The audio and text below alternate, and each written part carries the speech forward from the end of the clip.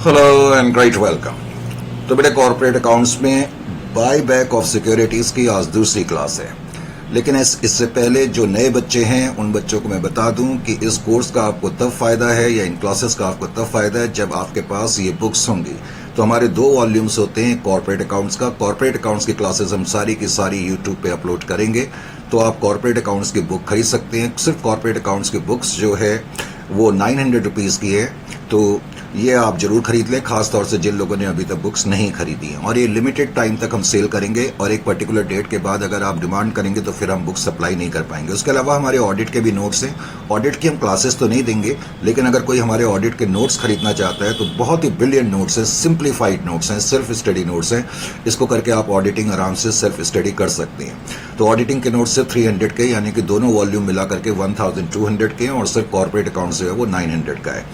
अब हम buy back of securities की चर्चा करते हैं। बाई बैक ऑफ सिक्योरिटीज के ये नोट्स हैं। पहला सेशन में ले चुका हूं। पहले सेशन में हमने बाई बैक ऑफ सिक्योरिटीज की चर्चा करी थी और मैंने आपको ये बताया था कि जब कोई कंपनी अपने शेयर्स का बाई बैक करती है, पहले तो बाई बैक क्यों करती है हमने ये भी देखा था, लेकिन इंपॉर्टेंटली जहां तक अकाउंटिंग एस्पेक्ट्स का सवाल है, हमने ये देखने की कोशिश करी थी कि जब कोई कंपनी अपने शेयर्स को बाई बैक करती है तो कंपनी का जो कैपिटल बेस है वो ऑल्टर हो जाता है। फिर मैंने ये भी बताया था ऑल्टरेशन इन कैपिटल बेस कोई भी कंपनी अफोर्ड नहीं कर सकती है, इसलिए अपने कैपिटल बेस को हमें रेस्टोर करना पड़ता है। हमने लास्ट सेशन में यह भी देखा था कि एक कंपनी अपने कैपिटल बेस को रेस्टोर करने के लिए, यानी कि ओरिजिनल वैल्यू पर रखने के लिए क्या करती है। मैंने बताया था एक तो हम यूटिलाइजेशन ऑफ रिजर्व्स करते हैं अगर हमारे पास रिजर्व सफिशिएंट है, लेकिन कभी कभी हमारे पास रिजर्व सफिशिएंट नहीं होते तो उस केस में यूटिलाइजेशन ऑफ रिजर्व करने के बाद जो डेफिशिएंसी रह जाती है उसके लिए हम फ्रेश इशू करते हैं। तो ये चर्चा हमने लास्ट सेशन में फिनिश अप करी थी। अब हम थोड़ा सा आज कुछ डिमॉन्स्ट्रेशन क्वेश्चंस लेंगे और तकरीबन सारा चैप्टर ही आज कंप्लीट कर देंगे, लेकिन उसके बावजूद भी कुछ और क्लासेस हम लेंगे। लेकिन पॉइंट ये है कि जितने भी अकाउंटिंग एस्पेक्ट्स हैं वो हम आज के इस पर्टिकुलर सेशन में कंप्लीट करने की कोशिश करेंगे। Let's have a look. तो पेन पेंसिल रजिस्टर वगैरह निकाल लें, आलस बिल्कुल ना करें। अब कोई ये भी डिमांड ना करे सर ये जो आपके हैंड रिटन नोट्स हैं ये आप हमें सप्लाई दे दो। बेटे हैंड रिटन नोट्स ये सप्लाई हो भी नहीं सकते। आपको लग रहा है शायद मैं पेपर की शीट पे लिख रहा हूँ, ये पेपर शीट नहीं, इसको इम्पैनल्ड शीट कहते हैं और इनकी डाउनलोडिंग पॉसिबल नहीं हो पाती है। तो इसलिए इन शीट्स को शेयर करना हमारे लिए मुश्किल होता है। मुश्किल ही क्या, नामुमकिन होता है, ये हम नहीं कर सकते। तो इसलिए आपको ये ध्यान रखना होगा जो मैं लिख रहा हूँ, अगर आप लिखना चाहते हैं तो इनको जरूर लिखें। तो हम थोड़ा सा आगे की तरफ बढ़ते हैं। लास्ट सेशन में मैंने फिनिश अप करा था इनिशियल जो थ्योरेटिकल बेस है, और हमने ये देखने की कोशिश करी थी कि जब कोई company buy back of shares करती है तो अकाउंटिंग इश्यूज हमें किस तरीके से फेस करने पड़ते हैं। अब मैंने थोड़ा सा इसको आगे बढ़ाया, लेकिन मैंने इसको लिखा डिमॉन्स्ट्रेशन 1। इस चैप्टर को आगे बढ़ाने के लिए शुरुआत में मैंने कुछ डिमॉन्स्ट्रेशन क्वेश्चंस आपके पास रखे, तो फटाफट इन डिमॉन्स्ट्रेशन क्वेश्चन को आप मेरे साथ लिखना भी शुरू कर दें। मान लेते हैं कि कोई कंपनी है और उस कंपनी की बैलेंस शीट का एक टुकड़ा आपको दिया हुआ है। एक्सट्रैक्ट का मतलब होता है टुकड़ा, पीस ऑफ इंफॉर्मेशन। तो extract of balance sheet of T1 limited. T1 नाम की कोई कंपनी है और उसकी बैलेंस शीट का एक टुकड़ा आपको दिया हुआ है। Extract of balance sheet of T1 limited as at 31/3/2025। तो 31/3/2025 को आपको कुछ इंफॉर्मेशंस दी हुई है और उन इंफॉर्मेशन में आपको क्या दिया हुआ है, let's have a look over here. एक तो पहले लायबिलिटीज एंड इक्विटी या इक्विटी एंड लायबिलिटीज। तो इक्विटी एंड लायबिलिटी साइड में आपको जो दिया हुआ है, ये इक्विटी एंड लायबिलिटी साइड की कुछ इंफॉर्मेशंस आपको दी है। आपको मालूम है इक्विटी एंड लायबिलिटी साइड में सबसे पहले हम इक्विटी लिखते हैं। थोड़ा सा आपको ये भी अब इन्फॉर्मेशन होनी चाहिए, क्योंकि बाद में जब हम फाइनल अकाउंट्स का चैप्टर करेंगे तो उसमें आप और डिटेल में सीखेंगे कि बैलेंस शीट डिवीजन 1 के हिसाब से कैसे बनाई जाती है। तो अभी से उसकी प्रैक्टिस करना शुरू कर दें। इक्विटी, सबसे पहले इक्विटी लिखते हैं। इक्विटी के अंदर बेटे सबसे पहले शेयर कैपिटल लिखते हैं। मान लेते हैं कि ये जो कंपनी है इसकी जो शेयर कैपिटल है 5,000 10% प्रेफरेंस शेयर कैपिटल है। Preference share capital of ₹100 each. 100 रुपए के हिसाब से 5,000 प्रेफरेंस शेयर कैपिटल है। इसका मतलब total amount preference share capital का 5 लाख है। तो जहां तक इस कंपनी की शेयर कैपिटल का सवाल है, एक तो कंपनी की प्रेफरेंस शेयर कैपिटल है, उसके अलावा मैंने लिखा 10,000 10,000 equity share capital, 10,000 equity shares of ₹100 each, और कंपनी के 10,000 इक्विटी शेयर हैं, 100 रुपए के हिसाब से हैं, तो इसका मतलब इक्विटी शेयर कैपिटल कितने की होगी? 10 लाख की होगी। तो जहां तक कंपनी की शेयर कैपिटल का सवाल है, ये कंपनी की शेयर कैपिटल है। उसके अलावा फिर मैंने इसमें लिखा reserves and surplus. Reserves and surplus, equity के अंदर दो आइटम होते हैं, एक तो शेयर कैपिटल और दूसरा रिजर्व्स एंड सरप्लस। अभी से आपको बैलेंस शीट जो है फॉर्मेशन के हिसाब से बनाने का आर्ट सीखना चाहिए। रिजर्व एंड सरप्लस के अंदर मैंने कुछ आपको रिजर्व्स लिखे। जनरल रिजर्व, आपको याद होगा लास्ट क्लास में मैंने बताया था कि जनरल रिजर्व जो है वो रेवेन्यू नेचर का रिजर्व है। General reserve 50,000। जनरल रिजर्व में मैंने 50,000 का बैलेंस लिखा। उसके अलावा profit and loss account, profit and loss account भी रेवेन्यू नेचर का बैलेंस है, ये भी लास्ट क्लास में मैंने आपको बताया था। उसके अलावा क्वेश्चन में कैपिटल रिजर्व लिखा है। हालांकि रिजर्व्स के बारे में मैं डिटेल में आपको आगे और भी बताऊंगा, लेकिन ये कैपिटल नेचर का रिजर्व है, कैपिटल रिजर्व। कैपिटल रिजर्व जाहिर है कि ये कैपिटल नेचर का रिजर्व है, लेकिन आपको ये भी मालूम होगा लास्ट सेशन में मैंने बताया था जब कोई कंपनी अपने कैपिटल बेस को मेंटेन करती है, मेंटेन करने के लिए हम सिर्फ रेवेन्यू नेचर के रिजर्व्स का इस्तेमाल कर सकते हैं, हम कैपिटल नेचर के रिजर्व्स का इस्तेमाल नहीं कर सकते। तो ये छोटी सी बैलेंस शीट का टुकड़ा आपको दिया हुआ है। लायबिलिटी साइड के अंदर मैंने जानबूझ के केवल इतने ही आइटम लिखे। आगे मैंने लिखा कि डायरेक्टर्स, यानी कि इस दिन directors decide to buy back. Directors decide to buy back. अब डायरेक्टर्स ने डिसाइड करा कि हम बाई बैक करेंगे, buy back 25% of its equity share capital. Last session में मैंने थ्योरेटिकल नोट्स भी लिखाया था। मैंने ये भी बताया था आपको कि बाई बैक जो है वो 25% से ज्यादा का नहीं हो सकता। Is it clear to you? तो director decide to buy back 25% of its equity share capital. Equity share capital, तो डायरेक्टर्स ने डिसाइड करा कि हम 25% जो भी हमारी इक्विटी शेयर कैपिटल है उसका बाई बैक हम करेंगे। Is it clear to you? इस तरह का क्वेश्चन वैसे लास्ट सेशन में भी मैंने कराया था, लेकिन जस्ट रीकैप करने के लिए एक बार मैंने थोड़ा सा इसको और आगे बढ़ा दिया। तो सबसे पहले लास्ट सेशन में मैंने आपको यह भी बताया था जब हम क्वेश्चन का सॉल्यूशन करेंगे तो सबसे पहले तो हमें यह मालूम होना चाहिए सॉल्यूशन करते वक्त आपको एक दो चीजें नोट करनी चाहिए। जैसे कि ध्यान से पहले तो आप ये नोट करो कि इस कंपनी के total number of equity share कितने हैं। तो total number of equity shares पहले तो आपने नोट करे। Total number of equity shares, total number of equity shares आपने नोट करे तो total number of equity shares आपको पता लगा कि 10,000 है, क्योंकि 10,000 इक्विटी शेयर है 100 रुपए के हिसाब से। अब आप ध्यान से ये भी नोट करो कि जो बाई बैक करा जा रहा है वो कितना करा जा रहा है। बाई बैक क्वेश्चन में लिखा हुआ है कि डायरेक्टर्स ने डिसाइड करा कि हम 25% का बाई बैक करेंगे, यानी कि 25% ऑफ 10,000 कितना हो गया? 2,500 शेयर कंपनी बाई बैक कर रही है। बाई बैक का मतलब है कि इतने शेयर्स को, इतने शेयर होल्डर्स का पैसा हमें वापस करना पड़ेगा। इनडायरेक्टली इसका ये मतलब है। Is it clear to you?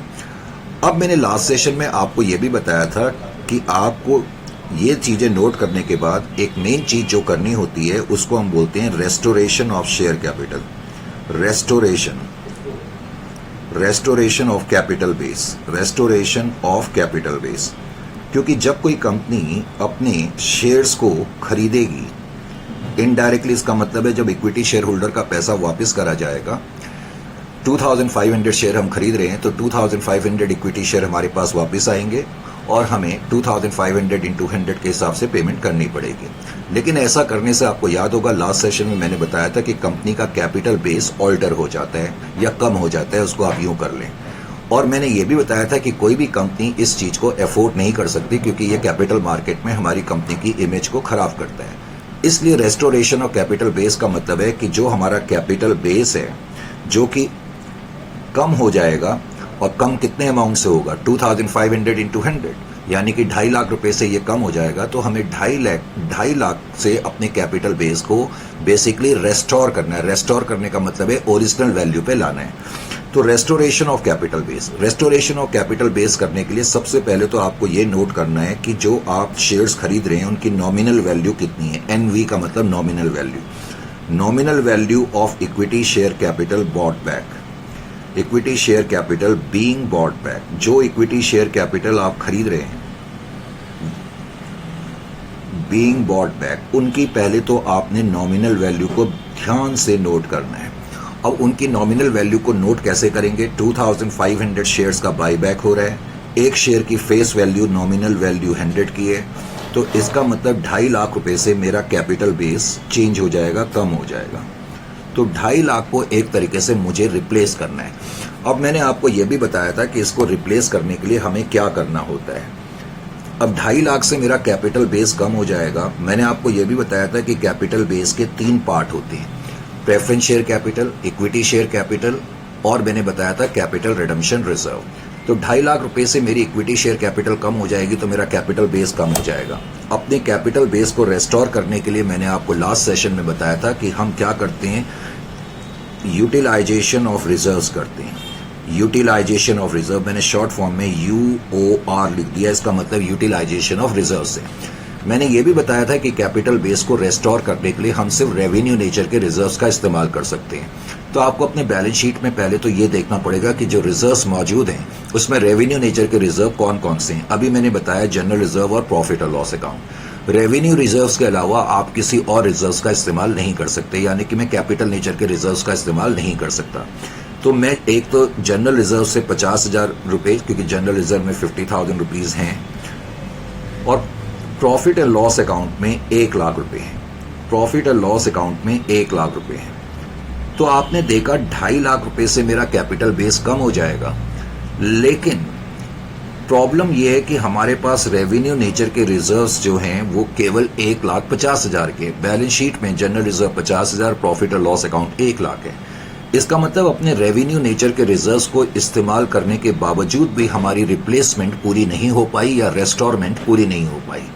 तो कभी कभी आप ये देखेंगे कि आपके पास रिजर्व सफिशिएंट नहीं है, यानी कि जब हमारे पास रिजर्व सफिशिएंट नहीं होंगे तो लास्ट सेशन में मैंने ये बताया था कि उस केस में कंपनी क्या करती है, फ्रेश इश्यू करेगी। और मैंने ये भी बताया था कि unless and until otherwise stated जो फ्रेश इश्यू होगा वो हमेशा प्रेफरेंस शेयर कैपिटल का होगा, क्योंकि हम इक्विटी शेयर कैपिटल को बाई बैक कर रहे हैं और 2.5 लाख का मुझे रिप्लेसमेंट करना है, रेस्टोरमेंट करना है। लेकिन मेरे पास रिजर्व में केवल 1,50,000 रुपए मौजूद हैं, तो इस क्वेश्चन में मुझे कुछ फ्रेश इश्यू करना पड़ेगा।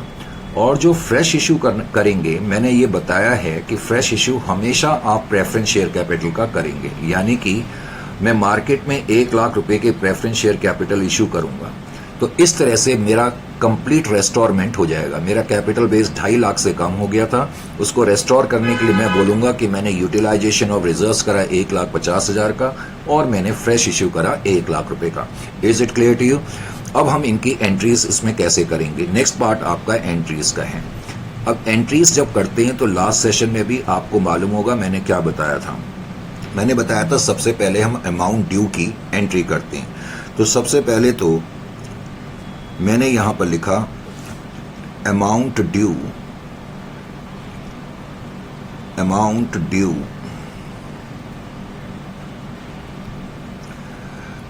Amount due. सबसे पहले हम अमाउंट ड्यू की एंट्री करते हैं। लास्ट सेशन में मैंने ये भी बताया था कि अमाउंट ड्यू की एंट्री कैसे करेंगे। पहले तो आप ये देखें कितने शेयर्स आप खरीद रहे हैं। तो 2,500 शेयर्स हम खरीद रहे हैं, तो इक्विटी शेयर 2,500 शेयर हमारे पास यानी कि कंपनी के पास वापस आएंगे। 2,500 into 100, एक शेयर जो है 100 रुपए का है, तो इसका मतलब 2.5 लाख रुपए से इक्विटी शेयर कैपिटल कम हो गई। जब हम शेयर को बाई बैक करते हैं तो इन शेयर को अगले 7 दिन के अंदर अंदर हमें कैंसिल करना पड़ता है। इसीलिए जब तुम ये पहली एंट्री लिखते हो तो तुम ऐसे भी लिख सकते हो amount due and cancellation of shares, amount due and cancellation of shares, तुम ये भी लिख सकते हो cancellation of shares. Is it clear to you और नॉट? तो equity share capital account debit to, फिर हम लिखेंगे to equity share holder account, equity share holder account. वैसे आजकल इक्विटी शेयर होल्डर अकाउंट नहीं लिखा जाता है, लेकिन अभी मुझे आपको समझाना है इसलिए मैंने इक्विटी शेयर होल्डर अकाउंट लिख दिया। वैसे नेक्स्ट टाइम से, चलो मैं आपको अभी बता देता हूं, फिर नेक्स्ट टाइम का क्यों वेट करा जाए। आजकल हम इक्विटी शेयर होल्डर अकाउंट लिखने की बजाय क्या लिखते हैं, मैं डायरेक्टली अब वही लिख देता हूं। आजकल हम लिखते हैं equity share buy back account, equity share buy back account, equity share buy back account. और ये काफी बड़ा वर्ड है, इसलिए नेक्स्ट टाइम से equity share buy back account हम लिख देंगे। Is equal to short form में हम लिख देंगे। और इसका मतलब है equity share capital account debit to equity share holder account. Equity share holder account लिखने के बजाय आजकल equity share buy back account लिखा जाता है। Is it clear to you और नॉट? तो पहली एंट्री करने से क्या हो, इसका मतलब क्या है कि 2.5 लाख रुपए से आपकी इक्विटी शेयर कैपिटल कम हो गई और आपने इक्विटी शेयर होल्डर्स को इतना पैसा देना है equity share buy back account का मतलब ये है। अब आपने देखा आपकी इक्विटी शेयर कैपिटल कम हो गई तो उससे आपका कैपिटल बेस जो है वो चेंज हो जाता है, कम हो जाता है। कैपिटल बेस को रिप्लेस करने के लिए फिर हमने जो काम करा है हम उसकी एंट्री करते हैं। जैसे कि इस केस में मैंने यूटिलाइजेशन ऑफ रिजर्व्स करा और फ्रेश इशू करा, तो अब मैं इसकी एंट्री कर दूंगा। तो नेक्स्ट एंट्री जो मैं करूंगा उसके लिए मैं लिखूंगा यूटिलाइजेशन ऑफ रिजर्व्स। तो यूटिलाइजेशन ऑफ रिजर्व्स, अब हमने यूटिलाइजेशन ऑफ रिजर्व्स करे तो उसकी एंट्री आपने कर दी, यूटिलाइजेशन ऑफ रिजर्व्स। अब जो जो रिजर्व्स मैंने यूटिलाइज करे उनको हम डेबिट कर देंगे। General reserve account debit, general reserve से हमने 50,000 रुपीज लिया, but general reserve liability side का आइटम है।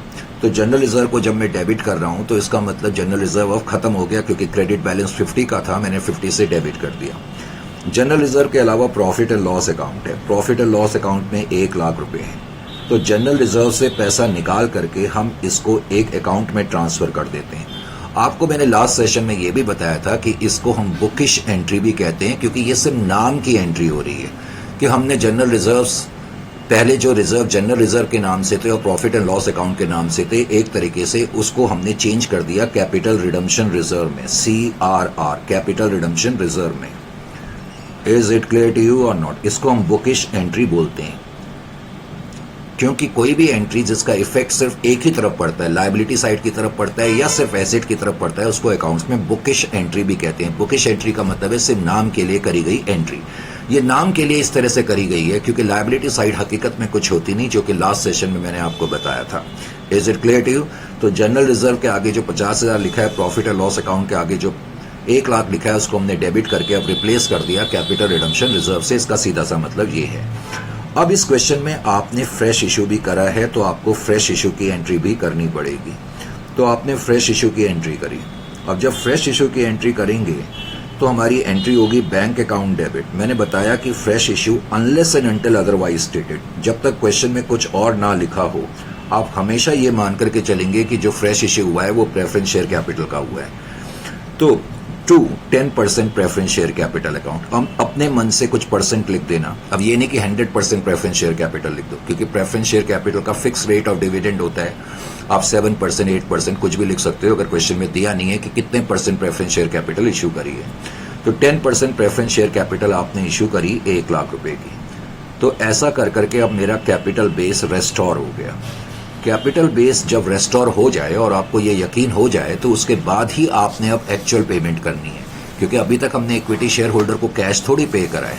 तो अब मैं इक्विटी शेयर होल्डर को कैश पे करूंगा, तो मेरी एंट्री जो होगी 4th, जिसको हम बोलेंगे एक्चुअल पेमेंट। Actual payment. अब मैं एक्चुअल पेमेंट करूंगा।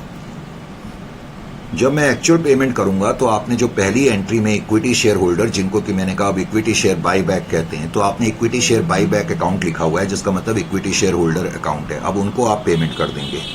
तो equity share buy back account debit, यानी कि equity share holder account debit. अब मैं इनको एक्चुअल पेमेंट कर दूंगा टू बैंक। तो इस तरीके से एंट्रीज करी जाएंगी। Is it clear to you और नॉट? तो 2,50,000, 2,50,000 से ये एंट्री होगी।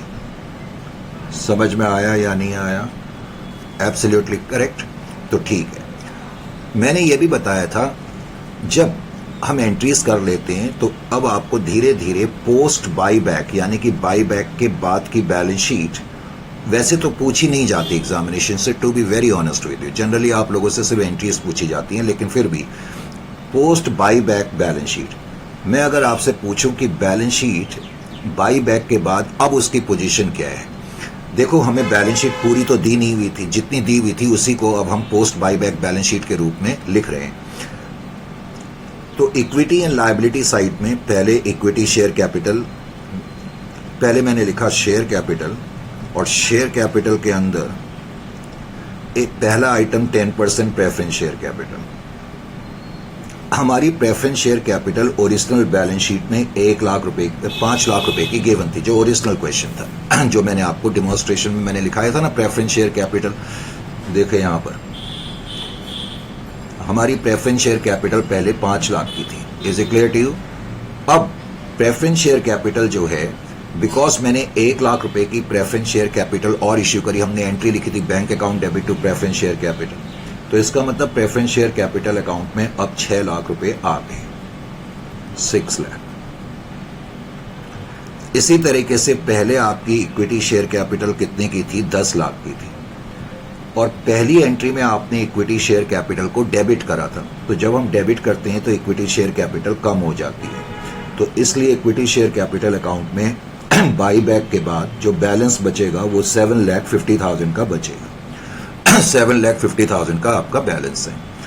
उसके बाद फिर अगली एंट्री जब आप करेंगे तो अगली एंट्री में रिजर्व्स एंड सरप्लस के आइटम हम लिखेंगे। और रिजर्व एंड सरप्लस में आपको याद होगा जनरल रिजर्व में 50,000 रुपए थे, लेकिन ये जो 50,000 रुपए थे हमने एंट्री में डेबिट कर दिए थे जब हमने यूटिलाइजेशन ऑफ रिजर्व्स की एंट्री करी थी, तो इसलिए जनरल रिजर्व में अब बैलेंस 0 हो जाएगा। इसी तरीके से प्रॉफिट एंड लॉस अकाउंट आपको याद होगा, उसमें 1 लाख रुपए का बैलेंस था, तो आपने 1 लाख रुपए यूटिलाइज कर लिए रिप्लेसमेंट के लिए, तो अब प्रॉफिट एंड लॉस अकाउंट में भी 0 बैलेंस है, इजंट इट? उसके अलावा हमारे पास ओरिजिनली क्वेश्चन में कैपिटल रिजर्व दिया हुआ था, कैपिटल रिजर्व में कोई चेंज नहीं है, इसलिए जो पहले बैलेंस था वही बैलेंस में लिख दूंगा। तो जो बैलेंस शीट के हमें बैलेंसेस थे रिजर्व एंड सरप्लस के, उनमें अब ये चेंजेस हैं कि general reserve 0, profit and loss account 0, और कैपिटल रिजर्व में कोई चेंज नहीं है। लेकिन तुम्हें याद होगा कि जब हमने एंट्री करी थी यूटिलाइजेशन और रिजर्व की, तो हमने लिखा था general reserve account debit, profit and loss account debit to capital redemption reserve. To capital redemption reserve का मतलब है कि अब कैपिटल रिडम्पशन रिजर्व क्रिएट हो गया, और कैपिटल रिडम्पशन रिजर्व क्रिएट हो गया 1,50,000 से। तो अब बैलेंस शीट के आइटम इस तरीके से नजर आएंगे, ये चीज तुम्हें मालूम होनी चाहिए। Is it clear to you और नॉट? अब ये चीज करने के बाद मैंने फिर अगला डिमॉन्स्ट्रेशन क्वेश्चन लिया, यानी कि इस क्वेश्चन में तो हमने ये देखा था कि जब कंपनी के पास रिजर्व सफिशिएंट नहीं है तो उस केस में कंपनी पहले अपने रिजर्व्स को यूटिलाइज करती है, और जितनी कमी होती है उसके लिए हम फ्रेश इश्यू करते हैं। अब मैंने अगला डेमो लिया, डिमॉन्स्ट्रेशन 2। डिमॉन्स्ट्रेशन 2 डिमॉन्स्ट्रेशन 2 में भी मैंने लिखा balance sheet extract of T2 limited, balance sheet extract, balance sheet extract of T2 limited. अब T2 लिमिटेड नाम की कंपनी है, करेक्ट, और उसके भी बैलेंस शीट की कुछ पीस ऑफ इंफॉर्मेशन आपको दी है, equity and liability side, equity and liability.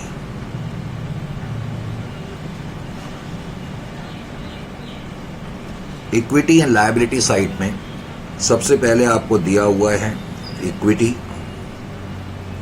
और इक्विटी के अंदर जैसा कि मैं अब आपको कई बार बता चुका हूं, सबसे पहले हम शेयर कैपिटल लिखते हैं।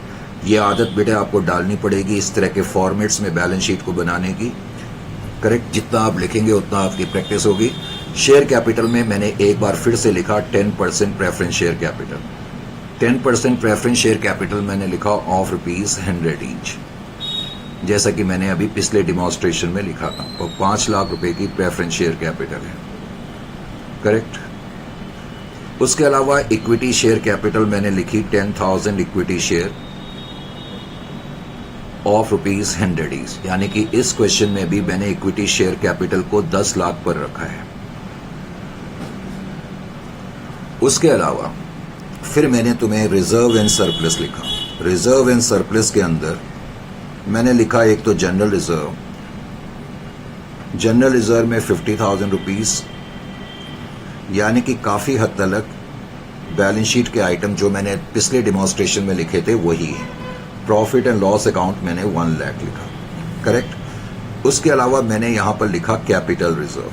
क्या लिखा? Capital reserve. आप 11th-12th में एंट्री करा करते थे ना शेयर कैपिटल, जब आप फोरफीट करने के बाद री इशू करते थे तो कैपिटल रिजर्व आ जाता था। तो कैपिटल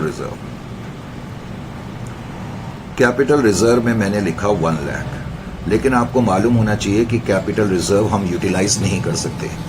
हम केवल रेवेन्यू नेचर के रिजर्व यूटिलाइज कर सकते हैं अपने कैपिटल बेस को रेस्टोर करने के लिए। जनरल रिजर्व और profit and loss account revenue nature के रिजर्व है। उसके बाद मैंने जानबूझ करके एक रिजर्व और लिखा है statutory reserve. Statutory reserve, statutory का मतलब ही होता है कि ऐसे रिजर्व जो किसी कंपनी को कानूनी दबाव के तहत बनाने पड़ते हैं। इसका मतलब ये भी रेवेन्यू नेचर का रिजर्व नहीं है। अभी मैं इन सब की लिस्ट भी आपको बना करके दे दूंगा, चिंता मत करें। लेकिन पॉइंट में बस आपको ये समझाना चाहता हूं कि आप स्टैट्यूटरी रिजर्व भी इस्तेमाल नहीं कर सकते। मैंने पहले ही बोला है कि कैपिटल नेचर के सिर्फ रेवेन्यू नेचर के रिजर्व्स का ही आप इस्तेमाल कर सकते हैं अपने कैपिटल बेस को रेस्टोर करने के लिए। ये बैलेंस शीट के आइटम्स लायबिलिटी साइड के कुछ आपको दिए हुए हैं। फिर नीचे मैंने लिखा कि डायरेक्टर्स, अब जो डायरेक्टर्स हैं, directors decide to buy back. तो डायरेक्टर ने डिसाइड करा कि हम बाई बैक करेंगे, buy back 25% of equity share capital. तो 25% of equity share capital by back हो रही है एट पार पे, एट पार। एंड, और अब की बार मैंने कुछ ये भी लिखा, एंड फॉर द सेम। तो बाई बैक करने के लिए and for the same decide, यानी कि डायरेक्टर्स ने डिसाइड करा, decide to sell non current investment, यानी कि इस कंपनी की एसेट साइड में कोई नॉन करेंट इन्वेस्टमेंट होगी। नॉन करेंट इन्वेस्टमेंट का मतलब है long term investment. To sell non current investment, तो इस कंपनी की एसेट साइड में कोई नॉन करेंट इन्वेस्टमेंट होगी। याद रखो, मैंने तुम्हें एसेट साइड का आइटम लिखा ही नहीं है, तो मैंने ऐसे बताया कि इस कंपनी के कोई नॉन करेंट इन्वेस्टमेंट होगी। तो डिसाइड करा डायरेक्टर ने कि हम अपने नॉन करेंट इन्वेस्टमेंट को बेचेंगे। To sell non current investment having a book value, और उस नॉन करेंट इन्वेस्टमेंट को हमने बुक्स में जो लिखा हुआ है वो 5 लाख रुपए पर लिखा हुआ है। बुक वैल्यू का मतलब कैरिंग अमाउंट, जो हमने अपनी बुक्स में लिखा है। यानी कि जो नॉन करेंट इन्वेस्टमेंट थी वो हमारी बुक्स में नजर आ रही थी 5 लाख की, तो उस नॉन करेंट इन्वेस्टमेंट को हमने बेचा। Director decided to sell non current investment having a book value of 5 lakh for rupees, let us say 4,50,000, for rupees 4,50,000। तो डायरेक्टर ने डिसाइड करा कि हम अपनी इन्वेस्टमेंट को 4,50,000 में बेच देंगे। तो इस क्वेश्चन में मैंने अब क्या चीज ऐड कर दी है, इस क्वेश्चन में मैंने ऐड कर दिया है कि जब कंपनी जब तुम्हें क्वेश्चन में दिया हो कि डायरेक्टर्स ने ये डिसाइड करा कि हम अपना कोई पर्टिकुलर एसेट भी बेचेंगे।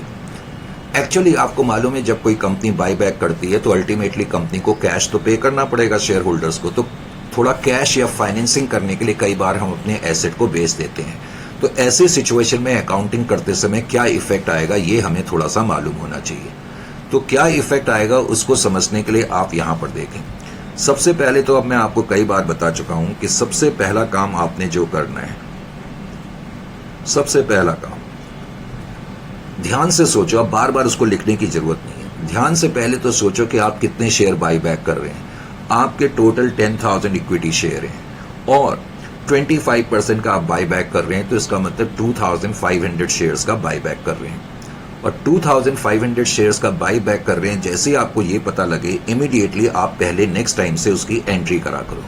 नेक्स्ट टाइम से मैंने कहा अब आप सबसे पहले काम क्या करा करो, एंट्री करा करो। Amount due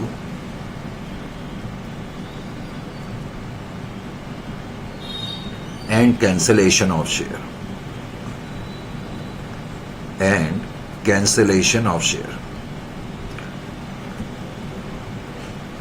cancellation of shares। और एंट्री आपकी होगी equity share capital account debit. 2,500 equity shares का आप बाई बैक कर रहे हैं, तो 2500 शेयर आपके पास आएंगे। ये शेयर आपकी कंपनी ने इश्यू करे थे, अब ये शेयर वापस आ रहे हैं। इनडायरेक्टली इसका मतलब है ये शेयर अब कैंसिल हो गए और इसीलिए आपकी इक्विटी शेयर कैपिटल 2.5 लाख रुपए से कम हो गई। टू इक्विटी शेयर होल्डर लिखने की बजाय मैंने कहा to equity share buy back लिखा जाएगा, लेकिन इसका मतलब to equity share holder account ही होता है, to equity share buy back account. अब जब मैंने ये एंट्री करी तो आपने देखा कि मेरी इक्विटी शेयर कैपिटल जो है वो डेबिट हो गई, यानी कि मेरा जो कैपिटल बेस है वो कम हो गया। अब ध्यान ये रखना है नेक्स्ट टाइम से एकदम से वो वर्किंग की तरफ नहीं जाना है। रेस्टोरेशन ऑफ कैपिटल बेस की वर्किंग पे इमीडिएटली नहीं जाना है, खास तौर से ऐसे क्वेश्चन में जिसमें हम किसी एसेट को बेच रहे हैं। बात समझ में आ रही है मैं कहना क्या चाह रहा हूं? किसी भी क्वेश्चन में एसेट को बेचने के बारे में इंफॉर्मेशन हो तो सबसे पहले आपने ड्यू एंट्री करनी है। ड्यू एंट्री करने के बाद आपने जो एसेट बेचा है पहले उसकी एंट्री करेंगे। तो सेल ऑफ इन्वेस्टमेंट, आपने अपनी इन्वेस्टमेंट बेची है, non current investment, sale of investment मैंने लिख दिया। तो हमने जब इन्वेस्टमेंट को बेचा, सेल ऑफ इन्वेस्टमेंट, जब मैंने इन्वेस्टमेंट को बेचा तो मेरी एंट्री क्या हो जाएगी? Bank account debit, bank account debit. Investment जो कि बुक वैल्यू तो उसकी 5 लाख की थी, लेकिन बेचा हमने कितने में था? हमने 4,50,000 में बेचा था, तो मैं 4,50,000 यहां लिख दूंगा। Is it clear to you? 4,50,000। अब मैं 5 लाख की चीज को अगर 4,50,000 में बेचूंगा तो आप बताओ मुझे लॉस होगा या प्रॉफिट होगा? सर लॉस होगा। लॉस होगा तो मुझे पीएनएल अकाउंट को डेबिट करना पड़ेगा। तो मैंने पीएनएल अकाउंट को डेबिट कर दिया और हमारे यहां से इन्वेस्टमेंट जो है बाहर चली गई, तो हम लिखेंगे टू इन्वेस्टमेंट अकाउंट। 5 लाख रुपए की हमारी इन्वेस्टमेंट बाहर चली गई, इन्वेस्टमेंट अकाउंट। तो 5 लाख की मेरी इन्वेस्टमेंट बाहर चली गई, ये हमारी एंट्री होगी। इस एंट्री के करने से क्या हुआ? एक तो कंपनी के पास जो भी कैश था वो 4,50,000 से बढ़ जाएगा। कंपनी का प्रॉफिट एंड लॉस अकाउंट में जितना भी बैलेंस होगा वो 50,000 से कम हो जाएगा और उसके बाद हम लिखेंगे to investment account. Is it clear to you? यानी कि जो तुम्हारी इन्वेस्टमेंट है वो 5 लाख रुपए से कम होगी। ये चीजें आपको अच्छी तरह से पहले नोट कर लेनी है। अब जब तुमने ये चीजें नोट कर ली तो अब आप इसके आगे फिर क्या करेंगे? यानी कि कभी भी क्वेश्चन में ध्यान क्या रखना है कि कभी भी क्वेश्चन में अगर किसी एसेट को बेचने से रिलेटेड इंफॉर्मेशन हो, किसी भी एसेट को बेचने से रिलेटेड इंफॉर्मेशन हो, तो पहले आपने ड्यू एंट्री करनी है, फिर एसेट को बेचने की एंट्री करनी है और उसके बाद आपने अपनी वर्किंग करनी है। मैं जानबूझ के वर्किंग यहीं पर कर रहा हूं, थोड़ा सा इनिशियली आपको समझाने के लिए। तो मैंने जो वर्किंग का पार्ट है जानबूझ करके यहीं पर कर दिया ताकि मैं तुम्हें अच्छी तरह समझा सकूं। अब हम वर्किंग कर लेंगे रेस्टोरेशन ऑफ कैपिटल बेस की। रेस्टोरेशन ऑफ कैपिटल बेस, तो अपने कैपिटल बेस को रेस्टोर करने के लिए मुझे अब वर्किंग करनी पड़ेगी। Restoration of capital base. अब अपने कैपिटल बेस को रेस्टोर करने के लिए मुझे क्या करना पड़ेगा? कैपिटल बेस को रेस्टोर करने के लिए हम ये देखते हैं nominal value of equity share capital being bought back. जो इक्विटी शेयर कैपिटल हम वापस ला रहे हैं उसकी नॉमिनल वैल्यू कितनी है? Nominal value of equity share capital being bought back. तो नॉमिनल वैल्यू हमें मालूम है 2,500 शेयर इंटू 100 के हिसाब से 2,50,000 की है। तो हमारा कैपिटल बेस 2,50,000 से कम हो रहा है। अपने कैपिटल बेस को रेस्टोर करने के लिए मैंने अब आपको कई बार बता दिया है कि हमें क्या क्या करना होता है। सबसे पहले तो हम क्या करेंगे, अपने कैपिटल बेस को रेस्टोर करने के लिए, जस्ट वेट, अपने कैपिटल बेस को रेस्टोर करने के लिए हम क्या करते हैं? एक तो यूटिलाइजेशन ऑफ रिजर्व्स करते हैं, UOR। तो यूटिलाइजेशन ऑफ रिजर्व्स करते हैं और हम सिर्फ रेवेन्यू नेचर के रिजर्व्स इस्तेमाल कर सकते हैं। अब मैंने कई बार आपको ये बात बता दी है। सबसे पहले तो आप अपनी बैलेंस शीट को देखेंगे और देखेंगे कि आपके रेवेन्यू नेचर के रिजर्व कौन कौन से हैं। एक तो जनरल रिजर्व है, एक प्रॉफिट एंड लॉस अकाउंट है। जनरल रिजर्व में 50,000 रुपीज हैं, वो मैंने लिख लिए। फिर आप प्रॉफिट एंड लॉस अकाउंट को ध्यान से देखें। मुझे बताओ प्रॉफिट एंड लॉस अकाउंट में कितना बैलेंस है? 1 lakh. No doubt about that. Balance sheet के अंदर profit and loss account 1 lakh रुपए का गिवन है, इसमें कोई डाउट नहीं है किसी तरीके का। लेकिन अब आपको एक चीज का ध्यान रखना होगा, बिकॉज इस क्वेश्चन में एंटिटी ने एक एसेट को बेचा है, करेक्ट, और उसकी एंट्री भी आप कर चुके हैं। इसीलिए मैंने कहा था कि पहले ये एंट्री कर लेना, उसके बाद वर्किंग करना। इस एंट्री को करने से आपको ये पता लग गया कि जब आपने एसेट बेचा तो आपको लॉस हो गया। लॉस होने की वजह से आपका प्रॉफिट और लॉस अकाउंट का बैलेंस कम हो जाएगा, क्योंकि प्रॉफिट और लॉस अकाउंट आपने डेबिट करा है। तो इसका मतलब प्रॉफिट और लॉस अकाउंट में बैलेंस शीट के अंदर तो 1 लाख दिया हुआ है, लेकिन अब प्रॉफिट एंड लॉस अकाउंट में सिर्फ 50,000 का बैलेंस है। ये पॉइंट आपको समझना है। इसका मतलब यूटिलाइजेशन ऑफ रिजर्व जब मैं करूंगा तो मैं बोलूंगा कि जनरल रिजर्व से मैंने 50,000 और प्रॉफिट एंड लॉस अकाउंट से मैंने 50,000 लिए, यानी कि 1 लाख रुपए की रिप्लेसमेंट तो आपके रिजर्व्स के थ्रू हो जाएगी। इसका मतलब अभी भी 1.5 लाख रुपए की कमी है। तो डेफिशिएंसी कितने की है? 1,50,000 की है। तो उसके लिए मुझे क्या करना पड़ता है? फ्रेश इश्यू करना पड़ता है। तो अपनी डेफिशिएंसी को पूरा करने के लिए, यानी कि कैपिटल बेस को रिप्लेस करने के लिए या रेस्टोर करने के लिए डेफिशिएंसी 1,50,000 की है, तो उसके लिए हम प्रेफरेंस शेयर कैपिटल इशू करेंगे और 1,50,000 की प्रेफरेंस शेयर कैपिटल इशू करेंगे। तो अब आपको ये बात समझ में आनी चाहिए कि क्यों मैं ये कह रहा हूं कि जब भी क्वेश्चन में सेल ऑफ एसेट के बारे में इंफॉर्मेशन हो तो एकदम से आपने वर्किंग नहीं करनी है। पहले आप सेल ऑफ एसेट की एंट्री पास कर लें, उसके बाद आपके सामने रिजर्व्स की पोजीशन बिल्कुल क्लियर हो जाएगी, करेक्ट, और फिर आप अपनी इस एंट्री को अंजाम देंगे। तो इस तरीके से आपने ये वर्किंग कर ली। आपको मालूम है जैसे हम वर्किंग करते हैं उसके बाद फिर हम इसकी एंट्री करते हैं, जो हमने यूटिलाइजेशन ऑफ रिजर्व्स करा और जो हमने फ्रेश इश्यू करा। तो एंट्री नंबर 3 जो इस केस में होगी यूटिलाइजेशन ऑफ रिजर्व्स की हो जाएगी। तो यूटिलाइजेशन ऑफ रिजर्व मैंने शॉर्ट में ही लिख दिया। अब जैसा कि आपको मालूम है हमने जनरल रिजर्व इस्तेमाल करा 50,000 रुपए का, और प्रॉफिट और लॉस अकाउंट में सिर्फ 50,000 रुपए ही बचे हुए थे लॉस की वजह से। तो 50,000 हमने प्रॉफिट एंड लॉस अकाउंट से लिए to capital redemption reserve account. Capital redemption reserve में अब 1 लाख रुपए आ गए।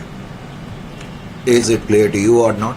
ये बुकिश एंट्री होती है, मैं आप कई बार बता चुका हूं। उसके बाद फिर हमने फ्रेश इश्यू की एंट्री करी, फ्रेश इश्यू। अब फ्रेश इश्यू जो है हमेशा ये माना जाएगा प्रेफरेंस शेयर कैपिटल का हुआ है। तो जब मैं फ्रेश इश्यू करूंगा तो बैंक अकाउंट डेबिट, ऑब्वियसली हमारे पास कुछ कैश बैंक आएगा।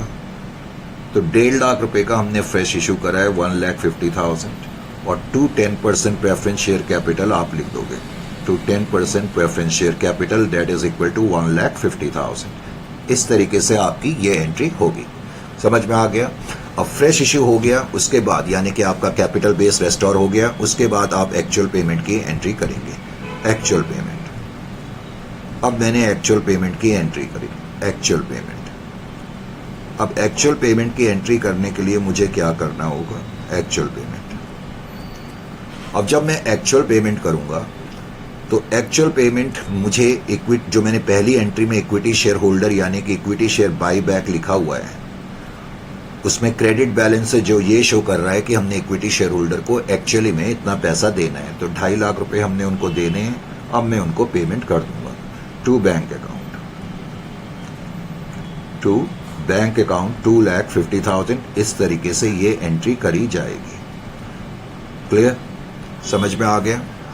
और अगर मैं आपसे पूछूं, वैसे मुझे पूछने की जरूरत तो नहीं होनी चाहिए, लेकिन फिर भी मैं आपसे पूछूं कि balance sheet after by back, कि बैलेंस शीट की position, balance sheet position after by back, तो आफ्टर बाई बैक क्या पोजीशन है इस वक्त? अगर मैं आपसे पूछूं तो आपका क्या आंसर होगा?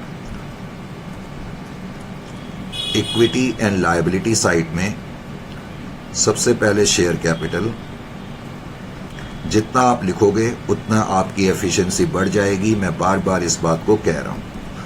होता क्या है, बहुत से बच्चों को कितना ही समझाओ लेकिन वो समझते नहीं है, तो लिखने की आदत आपको डालनी पड़ेगी। Equity share capital, equity share capital के अंदर पहले तो एक सेकंड के लिए मैंने पहले इक्विटी तो लिखा ही नहीं, ये इक्विटी है। इक्विटी एंड लायबिलिटी साइड में सबसे पहली जो हेडिंग होती है इक्विटी, उसके अंदर शेयर कैपिटल। और शेयर कैपिटल में आपको जो ओरिजिनल शेयर कैपिटल दी थी 10% प्रेफरेंस शेयर कैपिटल क्वेश्चन में दी हुई थी 5 लाख की, और अभी अभी आपने जो है 1.5 लाख रुपए की प्रेफरेंस शेयर कैपिटल इशू करी है। 1,50,000 की आपने प्रेफरेंस शेयर कैपिटल इशू करी है या नहीं करी है? तो प्रेफरेंस शेयर कैपिटल अकाउंट में आपका कितना बैलेंस है ये आपको मालूम हो जाना चाहिए। प्रेफरेंस शेयर कैपिटल हमने कितनी इशू करी? 1,50,000 की करी, तो 1,50,000। इसका मतलब आउटर कॉलम में मुझे 6,50,000 लिखना पड़ेगा।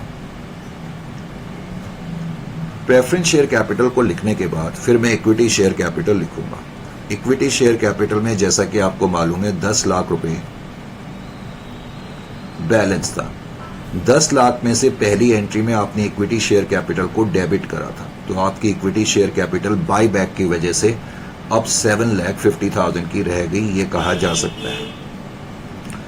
उसके अलावा फिर रिजर्व्स एंड सरप्लस की पोजीशन का जहां तक सवाल है, रिजर्व एंड सरप्लस की पोजीशन का जहां तक सवाल है, ये बात भी समझ में आनी चाहिए। अब जो जनरल रिजर्व है उसमें कोई बैलेंस नहीं बचेगा। मैंने कहा जनरल रिजर्व में 50,000 का बैलेंस था, वो हमने यूटिलाइज कर लिया। इसी तरह प्रॉफिट और लॉस अकाउंट में 1 लाख रुपए का बैलेंस था। उस 1 लाख में से 50,000 रुपए तो लॉस हो गया और 50,000 रुपए हमने यूज कर लिए, तो प्रॉफिट और लॉस अकाउंट में कोई बैलेंस नहीं आएगा। उसके अलावा एक नया रिजर्व क्रिएट हो गया जब हमने यूटिलाइजेशन ऑफ रिजर्व की एंट्री करी, तो कैपिटल रिडम्पशन रिजर्व अकाउंट में 1 लाख रुपए का बैलेंस आ गया। तो कैपिटल रिडम्पशन रिजर्व अकाउंट में 1 लाख रुपए आ गए।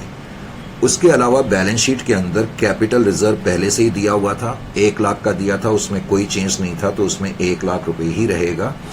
और इसी तरह से स्टैट्यूटरी रिजर्व्स भी तुम्हें दिए हुए थे 1 लाख, उसमें भी कोई चेंज नहीं है। तो यानी कि अब रिजर्व्स एंड सरप्लस में कुल 3 लाख रुपए का बैलेंस मौजूद है। यानी कि बैलेंस शीट के आइटम्स में अब ये चीजें नजर आ रही हैं। अब मुझे तुम्हें कुछ मेन डिमॉन्स्ट्रेशन कराना है धीरे धीरे, और उसके बाद फिर मैं तुम्हें रिजर्व एंड सरप्लस की लिस्ट भी बना करके दूंगा। Is it clear to you? तो 5 मिनट का रेस्ट लेते हैं, फिर उसके आगे हम अभी इसको कंटिन्यू रखेंगे। 5 मिनट का मैं आपको रेस्ट दे देता हूं, और 5 मिनट के रेस्ट के बाद फिर हम क्वेश्चन को आगे बढ़ाएंगे। लेकिन जो क्वेश्चन मैंने अभी आपको लिखा है इसको आपको ध्यान में रखना होगा। करेक्ट?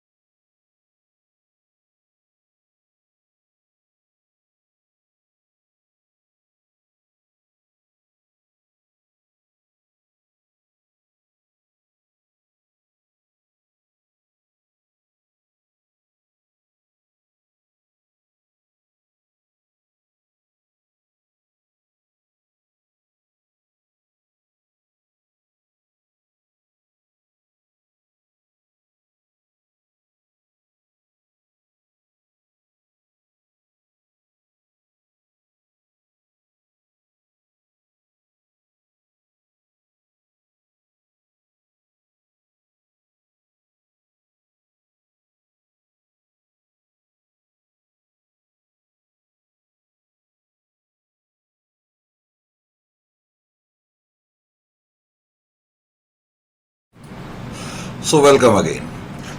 तो बेटे लास्ट क्वेश्चन मैंने जब कराया था, अब उसके बाद डिमॉन्स्ट्रेशन 3 की तरफ बढ़ेंगे। अच्छी बात यह है कि डिमॉन्स्ट्रेशन 3 में मैंने उसी डेटा को रखा है। तुम्हें याद है जो मैंने अभी प्रीवियस डेटा लिखाया था डिमॉन्स्ट्रेशन 3, तो डिमॉन्स्ट्रेशन 3 में मैंने वही डेटा रखा, सेम एज प्रीवियस डेटा। यानी कि जो हमने उसमें शेयर कैपिटल लिखी हुई है 10% प्रेफरेंस शेयर कैपिटल 5 लाख की, इक्विटी शेयर कैपिटल 10 लाख की, जनरल रिजर्व में हमने जो बैलेंस रखा हुआ है वही बैलेंस मैंने रखा। करेक्ट 50,000 का प्रॉफिट और लॉस अकाउंट में 1 लाख का, उसके अलावा कैपिटल रिजर्व में और स्टैट्यूटरी रिजर्व में जो बैलेंस थे, यानी कि सेम डेटा है, same as previous one.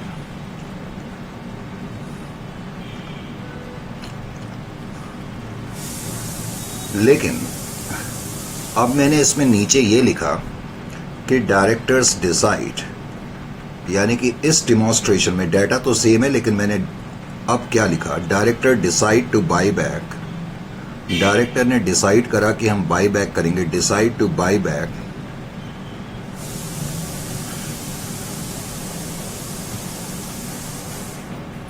25% of its equity share capital, 25% of its equity share capital. हमने डिसाइड करा कि हम 25% इक्विटी शेयर कैपिटल का बाई बैक करेंगे, एट पार करेंगे, at par and for the same. और इस पर्पस के लिए हमने क्या करा, फॉर द सेम डिसाइडेड, हमने डिसाइड करा टू सेल द इन्वेस्टमेंट, कि हम अपनी इन्वेस्टमेंट को बेच देंगे, सेल दी इन्वेस्टमेंट्स, जैसे कि मैंने पिछले क्वेश्चन में लिखाया था, इस क्वेश्चन में भी मैंने यही लिखाया। लेकिन सेल दी इन्वेस्टमेंट, पिछली बार मैंने लिखाया था कि हमने 4,50,000 में बेची, अब की बार मैंने लिखाया एट ₹6 लाख, और ब्रैकेट में लिखो बुक वैल्यू। पिछली बार बुक वैल्यू 5 लाख की थी, अब की बार भी मैंने 5 लाख की रखी, लेकिन सेल अमाउंट में मैंने चेंज कर दिया। यानी कि ऑलमोस्ट पिछले क्वेश्चन की तरह ही सॉल्व करेंगे। हमारे 10,000 इक्विटी शेयर है, 25% का बाई बैक कर रहे हैं, 25% का बाई बैक कर रहे हैं, तो इनडायरेक्टली इसका मतलब 2,500 शेयर का बाई बैक कर रहे हैं। तो सबसे पहले तो अमाउंट ड्यू की एंट्री मैंने लिखी, अमाउंट ड्यू। तो इस केस में मेरी अमाउंट ड्यू या amount due and cancellation of share आप पूरा लिख सकते हो। तो एंट्री होगी equity share capital account debit, 2,500 share का आपने बाई बैक करा, 2,500 इंटू 100 के हिसाब से 2,50,000 आ गया, 2,50,000 करेक्ट। फिर आप लिखेंगे to equity share holder account, आपने लिखा to equity share buy back, equity share holder की बजाय। इस एंट्री के करने से आपको मालूम है कि हमारा कैपिटल बेस चेंज हो जाता है, लेकिन एकदम से रेस्टोरेशन की वर्किंग नहीं करनी चाहिए, क्योंकि इस क्वेश्चन में भी हम जो है एक एसेट बेच रहे हैं। तो सेल ऑफ इन्वेस्टमेंट, आपने इन्वेस्टमेंट को बेचा, पिछले क्वेश्चन की तरह इसमें भी अब आपने एंट्री करी सेल ऑफ इन्वेस्टमेंट की। अब जब आप इन्वेस्टमेंट को बेचेंगे तो क्या एंट्री आपकी होगी, अब की बार आपने ज्यादा अमाउंट पे बेचा है, 5 लाख की चीज को 6 लाख में बेचा है। तो बैंक अकाउंट डेबिट 6 लाख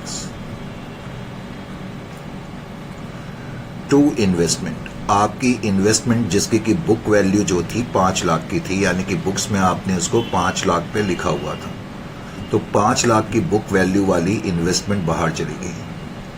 तो आपका गेन कितने का हो गया इस केस में, सर गेन 1 लाख का हो गया। तो गेन आपका 1 लाख का हो गया, तो आप लिखेंगे to profit and loss account that is equal to 1 lakh. इस एंट्री को करने के बाद आपने अपनी वर्किंग करनी है। Is it clear to you? तो वर्किंग मैंने जानबूझ के यहीं पर कर दी, working for restoration of capital base, working for restoration of, title वगैरह एग्जामिनेशन में बिल्कुल साफ सुथरे लिखने चाहिए, रेस्टोरेशन ऑफ कैपिटल बेस। तो अपने कैपिटल बेस को रेस्टोर करने के लिए आप क्या करेंगे,